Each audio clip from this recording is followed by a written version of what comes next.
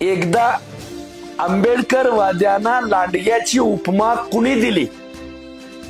कुणाच्या जिभेवर आंबेडकरांच्या नाव घेऊन लांडग्याची उपमा आली हे एकदा त्या बाईट मध्ये तपासा.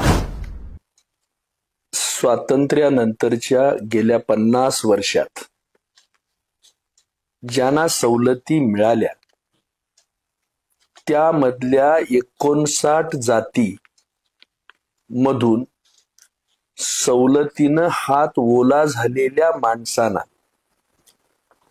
मग आमच्या सवलती कमी होतील का याच्याबद्दलची भीती वाटेल त्याचा उल्लेख करून माझं वाक्य, ज्यांना सवलत मिळाली, ज्यांच्या म्हणजे ज्या लांडग्याच्या तोंडाला रक्त लागलंय त्या लोकांना या सवलती आता आपल्या कमी होतील का याची भीती वाटेल.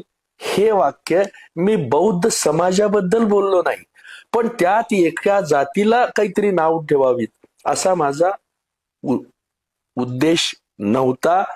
आणि बुद्धी वैभवाच्या शिखरावर तळपणारा सूर्य बौद्धांनी ओंजळीत झेलला आणि आपला उद्धार केला. कष्टानं ही माणसं तयार झाली, लंडनला गेली, जपानला गेली, साऱ्या जगात त्यांनी आपलं वर्चस्व निर्माण केलं. ब्राह्मणांना देखील हेवा वाटावा अशा प्रकारचं बुद्धी वैभव या सवलतीच्या माध्यमातून माझ्या थोरल्या भावांनी मिळवलंय. त्याच्याबद्दल मला आदर आहे. पेसिफिक एका माणसाचं नाव घेऊन त्यांना बेइज्जत करणं हा माझ्या संस्काराचा भाग नाही. अत्यंत सेन्सिटिव्ह ऐकावी. एक चळवळीचं काम करणाऱ्या सहकार्यावर अन्याय करताना आपण तो जाणीवपूर्वक करतोय का जाणून बुजून करतोय हे एकदा तपासावं अशी माझी आपल्याला कळकळीची विनंती आहे. म्हणून आंबेडकर चळवळीलाच माझा जयभीम आहे. एकदा आंबेडकरवाद्यांना लांडग्याची उपमा कुणी दिली?